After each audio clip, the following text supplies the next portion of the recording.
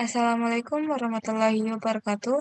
Perkenalkan nama saya Salvi Agustina dengan nomor NIM 21503070711124. Jadi saya akan menjelaskan mengenai esai yang saya buat, yaitu berjudul Epistemologi Sosial dan Ilmu Perpustakaan dan Informasi. Esai ini disusun guna memenuhi tugas ujian akhir semester dengan mata kuliah pengantar Ilmu Perpustakaan dan Informasi. Ilmu perpustakaan dan informasi merupakan terminologi dari terjemahan langsung dari Library and Information Science atau LIS adalah sumber pedoman guna mengetahui sinergi kepustakaan yang mengacu kepada terminologi yang sering digunakan dalam akademik. Dua aspek yang terkandung yakni perpustakaan dan informasi, baik dari ilmu perpustakaan atau manajemen perpustakaan LS dengan ilmu komunikasi atau IS tentu juga berkaitan dengan informasi itu sendiri. Dua bidang ini dikatakan mempunyai common core knowledge foundation menurut Huang dan Chan. Meskipun saling berkaitan antara ilmu perpustakaan dan ilmu informasi mempunyai beberapa perspektif yang berbeda. Perpustakaan merupakan ilmu yang mempunyai kaitan dengan informasi, tetapi dengan setting khusus yaitu perpustakaan.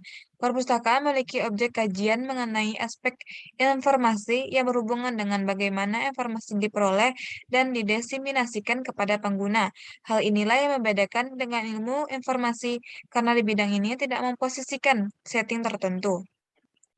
Epistemologi sosial merupakan salah satu bagian dari epistemologi. Epistemologi sosial sendiri yaitu suatu pandangan bahwa pembentukan ilmu pengetahuan tidak terlepas dari relasi sosial, interaksi sosial, dan kepentingan sosial. Hal ini menyatakan jika pengembangan ilmu pengetahuan tidak terlepas dari hubungan sosial antar masyarakat. Epistemologi merupakan cabang dari ilmu filsafat yang secara khusus mendalami dari pertanyaan yang berkaitan dengan gejala pengetahuan guna menemukan suatu jawaban atas karakteristik umum dan mendasar dari pengetahuan manusia. Seperti yang dijelaskan oleh Rones dalam kamusnya tahun 1971 bahwa epistemology in the branch of philosophy which investigates the origin, structure, methods, and validity of knowledge. Oleh karena itu, epistemologi selalu menjadi bahan yang menarik untuk dikaji, karena epistemologi ini menyangkut dasar-dasar serta batas-batas ilmu pengetahuan. Dan hal ini mencakup satu argumen yang kuat untuk menyatakan sesuatu sebagai ilmu pengetahuan atau bukan, dan mengemukakan batas-batas yang jelas dari suatu lingkup suatu pengetahuan. Selanjutnya yaitu pembahasan epistemologi sosial. Istilah epistemologi pertama kali muncul dan digunakan oleh J.F. Fowler pada tahun 1854. Secara sederhana, epistemologi berarti teori pengetahuan. Dilihat dari segi bahasa, epistemologi merupakan istilah yang berasal dari dua bahasa Yunani, yaitu episteme yang artinya pengetahuan dan logos yang artinya ilmu. Epistemis adalah sebuah penelusuran rasional yang berkaitan dengan kemungkinan dan kepastian isi pengetahuan, menguji validitas, dan menentukan batas-batas, serta memberikan kritik yang berkaitan dengan ciri umum hakikat dari pengetahuan. Epistemologi juga menentukan aspek kesadaran kepada manusia saat berinteraksi dengan lingkungan alam serta dengan dirinya sendiri atau secara pribadi. Epistemologi sering dipahami sebagai suatu bentuk kepercayaan yang mana individu adalah agen epistemisnya. Proses pengembangan pengetahuan dimungkinkan dilakukan secara mandiri, lepas dari interaksi dengan lingkungan dan masyarakat.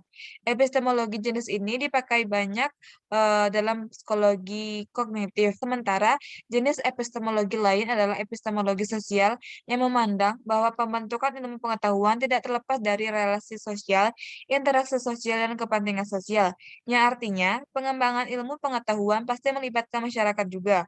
Hal ini menemukan titik senjang pandangan, yaitu satu sisi menganggap bahwa kebenaran dalam pengetahuan merupakan hal yang niscaya dan epistemologi sosial merupakan cara epistemis untuk mencapainya. Selanjutnya yaitu epistemologi sosial menurut Margaret Egan dan Jesse Shera. Epistemologi sosial merujuk kepada dua bidang penelitian yang terpisah, yakni sosiologi pengetahuan, yaitu studi deskriptif dan empiris atau juga studi teoritis dan konsepsi dari dimensi-dimensi sosial pengetahuan yang banyak pelaku. Berbeda dengan sosiologi pengetahuan, ilmu perpustakaan dan informasi bersifat normatif karena lebih membutuhkan sekedar pendekatan deskriptif murni. Dengan sifat ini, ilmu perpustakaan dan informasi cenderung kepada epistemologi pengetahuan dan epistemologi sosial karena adanya pendekatan secara sosiologis karena suatu kebiasaan. Pengetahuan yang mendukung upaya perlunya menafsirkan kepustakawanan dengan maksud bahwa epistemologi sosial pengetahuan lebih baik daripada sosiologi pengetahuan. Sejak tahun 1950-an, epistemologi sosial dijadikan sebagai landasan bidang perpustakaan dan informasi. Landasan ini mengacu kepada karya Margaret Egan dan Joseph Schara, yaitu Foundation of a Theory of Bibliography, yang dimuat dalam jurnal The Library Quarterly tahun 1952. Saat itu, epistemologi sosial dipahami sebagai sebuah kajian yang membahas mengenai proses di mana masyarakat berusaha untuk memahami lingkungan secara total, meliputi fisik, psikologi, dan intelektual. Syara berpendapat demikian karena epistemologi sosial ini menyediakan kerangka kerja yang mampu melakukan investigasi secara efektif dalam proses epistemis masyarakat dan juga sebuah ilmu di mana masyarakat secara keseluruhan mencari hubungan dengan keseluruhan lingkungannya. Sejak awal, rupanya Egan dan Serra telah berkonsentrasi pada penciptaan sebuah sistem terencana di tingkat nasional, di mana komponen-komponen pengetahuan individual dikoordinasikan dan diintegrasikan. Untuk dapat membuat sistem yang demikian itu, Egan dan Serra mengajukan tiga wilayah analisis, yaitu yang pertama, analisis situasi yang kemudian berkembang menjadi informasi needs analysis untuk memahami situasi masyarakat berdasarkan kebutuhan informasi anggota masyarakat atau individu dalam situasi tertentu.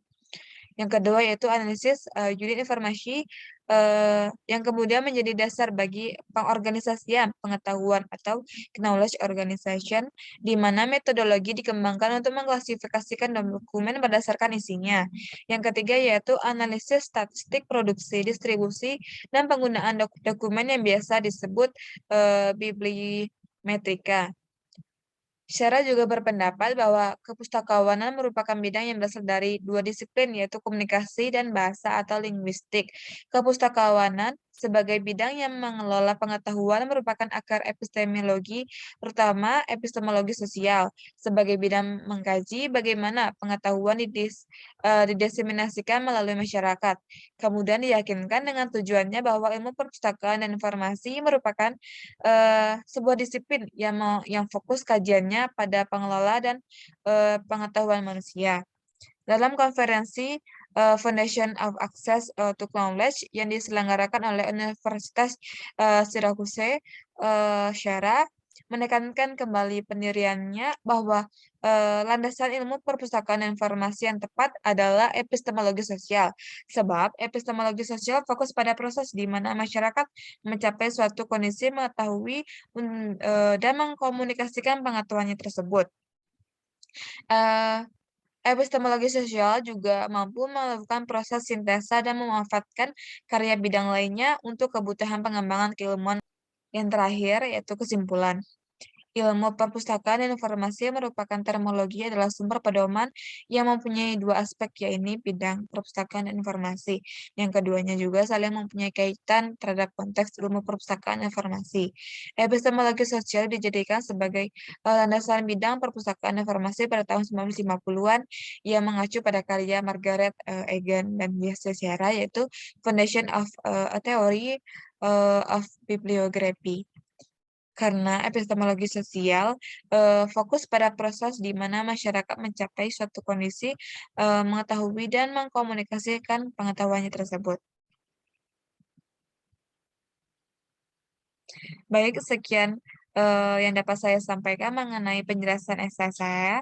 Apabila ada kesalahan dalam penulisan serta pengucapan dan penjelasan saya dalam esai ini, saya mengucapkan mohon maaf.